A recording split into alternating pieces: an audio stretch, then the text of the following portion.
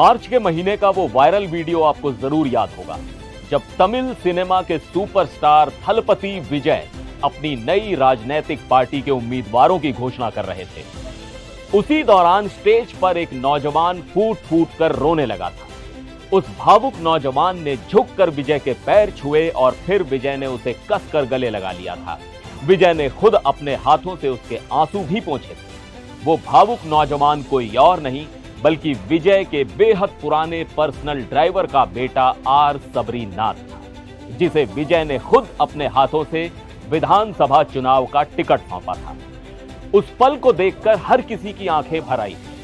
अब जब चुनाव के नतीजे आ चुके हैं तो पूरे देश की नजरें इस बात पर टिकी हैं कि ड्राइवर का वो बेटा चुनाव में अपनी सीट निकाल पाया या फिर हार गया।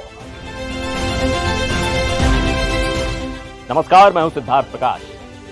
तमिलनाडु में पिछले 60 सालों से चली आ रही द्रविड़ राजनीति की पूरी तस्वीर अब बदल चुकी है। थलपति विजय की पार्टी तमिलगा वेट्री कड़गम यानी टीवीके ने 2026 के विधानसभा चुनाव में ऐतिहासिक जीत दर्ज की है। विजय अब सिर्फ बॉक्स ऑफिस के हीरो नहीं रहे बल्कि ईवीएम मशीन पर भी उन्होंने एक ब्लॉकबस्टर स्क्रिप्ट लिख दी है।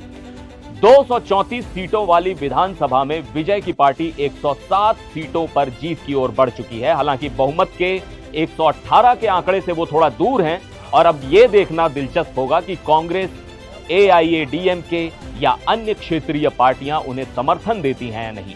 लेकिन इस बम्पर जीत के बीच सबसे ज्यादा चर्चा ड्राइवर के बेटे सबरीनाथ की हो रही है। विजय के पर्सनल ड्राइवर का नाम राजेंद्रन है। राजेंद्रन एक्टर विजय की डेब्यू फिल्म नालैया थीरपू के समय से ही उनके साथ साए की तरह खड़े रहे हैं। इसी वफादारी का इनाम विजय ने उनके 30 साल के बेटे आर सबरीनाथ को वीरुगंपक्कम सीट से टिकट देकर किया था। यह सीट चेन्नई लोकसभा क्षेत्र के अंतर्गत ही आती है और आपको जानकर हैरानी होगी कि सबरीनाथ ने अपनी डेब्यू चुनावी पारी में ही बड़े बड़े दिग्गजों को धूल चटा दी है। उन्होंने 27,000 से भी ज्यादा वोटों के अंतर से डीएमके के प्रभाकर राजा और एआईएडीएमके के विरगई रवि को करारी शिकस्त दी है। इस चुनाव में सिर्फ सबरीनाथ ने ही नहीं बल्कि खुद विजय ने भी 2 सीटों से ऐतिहासिक जीत दर्ज की है। पेरंबूर सीट से उन्होंने डीएमके के आर.डी. शेखर को और तिरुचिरापल्ली ईस्ट से डीएमके के ही एस.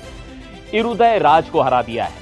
इस चुनाव का सबसे बड़ा उलटफेर यह रहा कि मौजूदा मुख्यमंत्री एम.के. स्टालिन अपनी ही मजबूत सीट कोलाथुर से टीवीके के उम्मीदवार वी.एस. बाबू से हार गए। हालांकि उनके बेटे उदयनिधि स्टालिन चेपॉक तिरुवल्लीकेनी सीट से जीतकर अपनी लाज बचाने में कामयाब रहे। तो कुल मिलाकर विजय मुख्यमंत्री बनने की ओर बढ़ रहे हैं। हालांकि बहुमत के लिए उन्हें सहयोग की जरूरत पड़ सकती है, लेकिन यह कहानी सिर्फ जीत की नहीं, बदलाव की है।